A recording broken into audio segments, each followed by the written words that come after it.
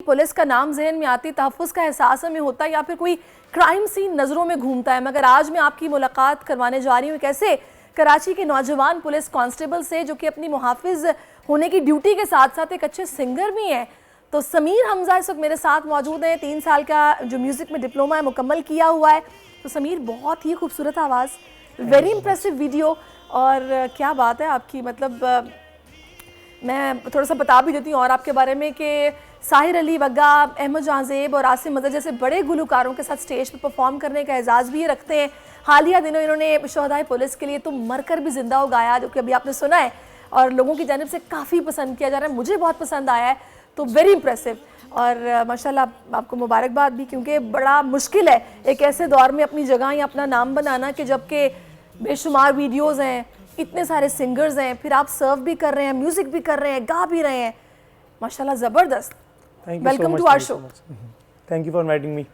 अच्छा, आप मुझे ये बताइएगा कि ये सबसे पहले तो आपको ख्याल कैसे आया कि मुझे ये बनाना है? ये एक बड़ा अच्छा सवाल है, क्योंकि मैं बचपन से बड़ा कंफ्यूज था कि मैंने करना क्या लाइफ में। कभी मैं डिसाइड नहीं कर पाया कि मैंने क्या करना है। पर एक वक्त ऐसा आया कि बस मुझे पुलिस फोर्स ज्वाइन मैंने की, जब उन्हीं दिनों मुझे म्यूज़िक स्कॉलरशिप भी मिली थी। तो बस आधी रह गई वो, क्योंकि मैंने ट्रेनिंग पर जाना पड़ा फिर अपॉइंट होते ही। तो ट्रेनिंग के बाद मैंने कभी नहीं सोचा था कि मैं म्यूज़िक किसी तरह कंटिन्यू कर पाऊँगा। पर ट्रेनिंग के बाद मुझे फिर आर्ट्स काउंसिल ऑफ पाकिस्तान में म्यूज़िक स्कॉलरशिप मिल गई और मैंने फिर सीखना शुरू कर दिया दोबारा। अच्छा, अभी मैं ये सोच रही हूँ कि आपने मतलब मुझे लगता है बचपन में ही शायद पुलिस ज्वाइन कर ली थी, क्योंकि आपकी एज तो बहुत ज़्यादा नहीं लग रही है मुझे। तो और उसके बाद ट्रेनिंग भी आपने की, और फिर मतलब ये कैसे मुझे किस एज में आपने ज्वाइन किया पुलिस को? मैं 18 साल का होते ही अपॉइंट। अच्छा, 18 ईयर्स के। आजकल तो भाई नौजवानों को नौकरी नहीं मिलती, आपने 18 साल की एज में ही ज्वाइन कर लिया पुलिस को। तो ये पुलिस में आने का शौक़ आपको कैसे हुआ? शौक़ तो नहीं, बस मेरे मामू हैं, एक मेरे अंकल हैं, उन्होंने मुझे मशवरा किया था कि वो भी पुलिस फोर्स में ही है, तो उन्होंने मुझे मशवरा किया था कि यू शुड ज्वाइन।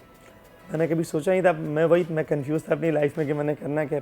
तो उनके कहने पर मैंने सारे जो भी टेस्ट हैं वो दिए और मैं सब में पास होता गया सरप्राइजिंगली। तो बस ये हो गया। अच्छा, तो ट्रेनिंग कितनी टफ थी?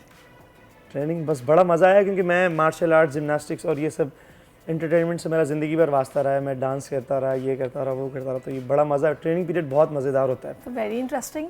मतलब डांस भी, म्यूज़िक भी, मार्शल आर्ट्स भी, और उसके बाद पुलिस भी। तो कभी ये मार्शल आर्ट्स का स्टंट आपको करने पड़े अपनी ड्यूटी के दौरान?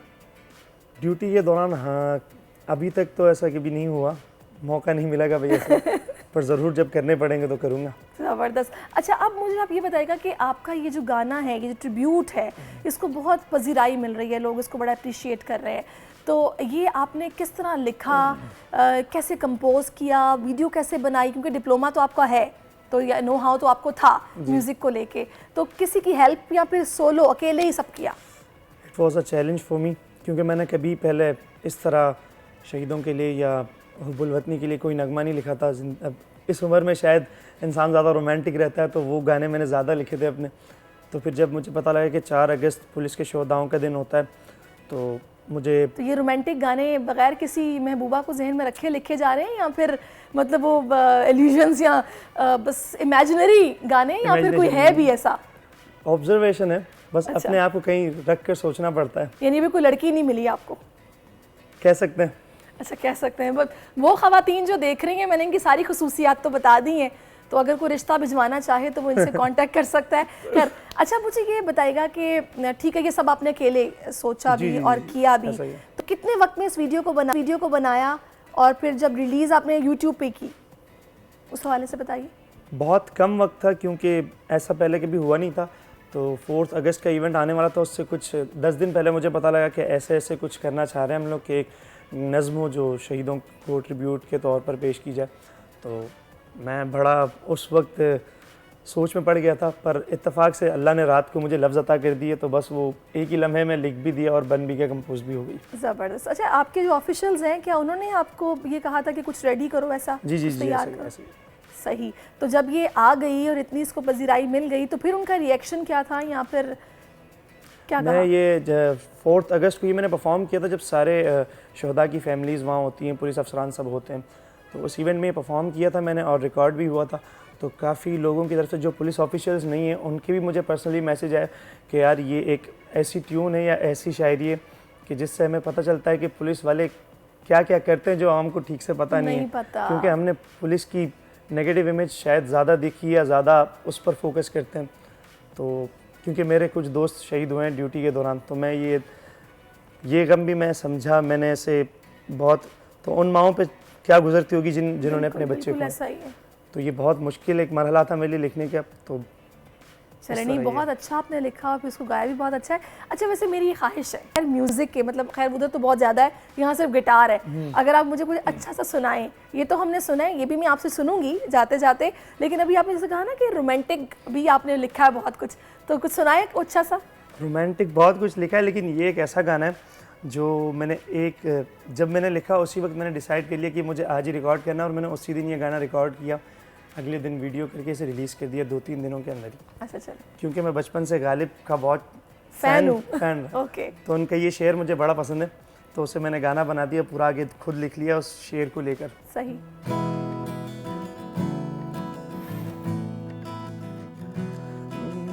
कर दिया निकम्मा हमें इश्क ने है, आदमी थे हम भी बड़े काम के। कर दिया निकम्मा हमें इश्क ने है, आदमी थे हम भी बड़े काम के। उनके हाथों की मेहंदी मेरे हाथों में महके, गम तो नहीं है उनका, बस थोड़ी याद आती है, आंखें मेरी आजमाती हैं मुझको, आईने में उनका चेहरा दिखाती हैं मुझको। कर दिया निकम्मा हमें इश्क ने है, आदमी थे हम भी बड़े काम। वेरी नाइस, बहुत खूब।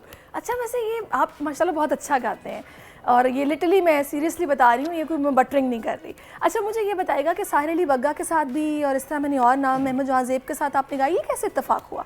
अहमद जान ज़ेब, क्योंकि मैं म्यूज़िक सीख रहा था, तो आर्ट्स काउंसिल ऑफ पाकिस्तान में एक परफॉर्मेंस हुई थी, तो वो मेरे टीचर के बहुत अच्छे दोस्त भी हैं, तो उन्होंने जब दोबारा अपनी परफॉर्मेंस स्टार्ट की तो उन्हें कुछ बॉयज़ चाहिए थे, जिनमें से एक मैं भी था, तो उनके साथ बड़ा अच्छा एक्सपीरियंस रहा काम करने का, बहुत सारे कॉन्सर्ट उनके साथ किए हमने और बहुत कुछ उनसे सीखा। और इसी तरह कश्मीर बीट्स एक इवेंट हुआ था बीच में, बिल्कुल हुआ था, तो उसमें अली अज़मत और शानी अरशद सर के साथ एक गाने में काम करने का मौका मिला मुझे, मेरे दोस्तों को। और इसके अलावा आसिम अज़हर साहब के कुछ कॉन्सर्ट्स मेरे बैंड ने ओपन किए, तो वो एक अच्छा एक्सपीरियंस। अच्छा आपका बैंड भी है जी पूरा साथ, मतलब वेरी गुड। तो मुझे ये बताएगा कि कुछ सीखने का भी इरादा है या फिर ये तो गॉड गिफ्टेड है? क्योंकि आपने मुझे डिप्लोमा का तो बताया, लेकिन ये नहीं बताया कि आप सीखते भी हैं या रियाजत या उस तरह कुछ ऐसा है? डिप्लोमा में यही सब होता है, 3 साल के डिप्लोमा में हम सिखाया भी है, सीखते हैं। अच्छा सीखते हैं, जी oh it's a total learning period. अच्छा मैं ये समझ रही हूँ कि बाकायदा म्यूज़िक को समझने के लिए या फिर इंस्ट्रूमेंटल जो एक होता है ना सारा, कि गिटार बजाना भी सीख रहे हैं, उसमें बताया भी जा रहा है ये चीज़ इस तरह, और सुर। ओके, तो आपके जो टीचर थे उनके हवाले से बताएगा वो।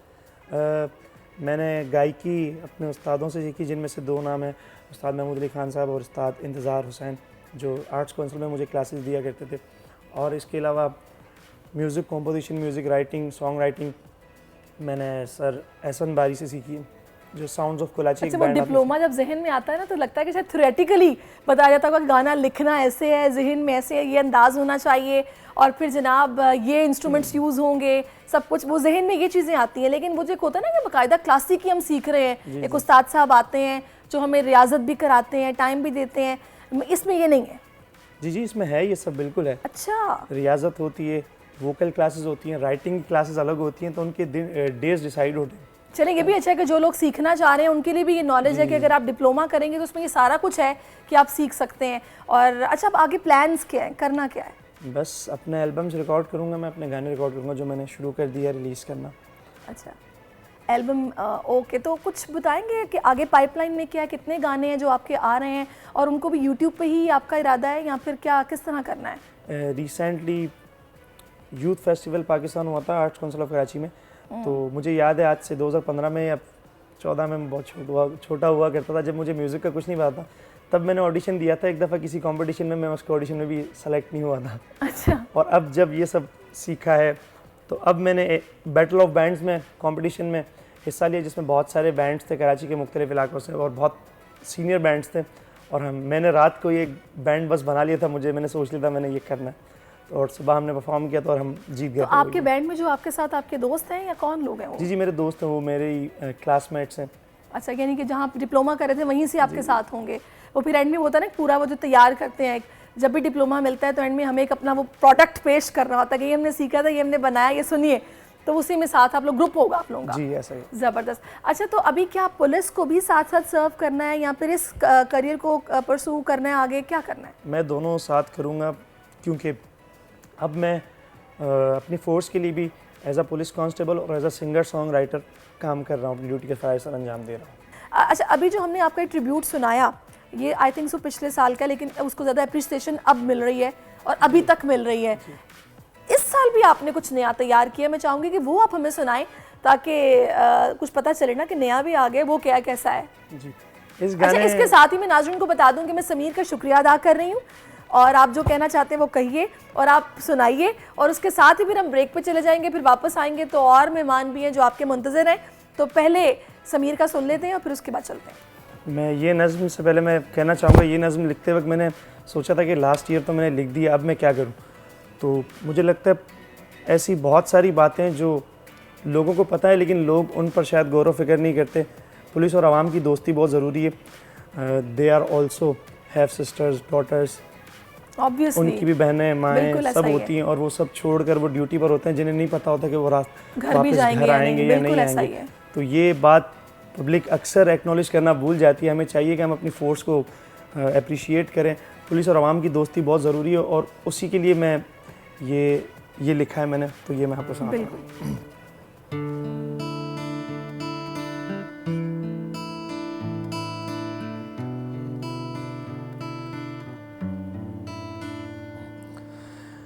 घर में छोड़कर अपनी नन्ही सी परी को रोजाना, घर में छोड़कर अपनी नन्ही सी परी को सबकी बेटियों का वो रखवाला बने।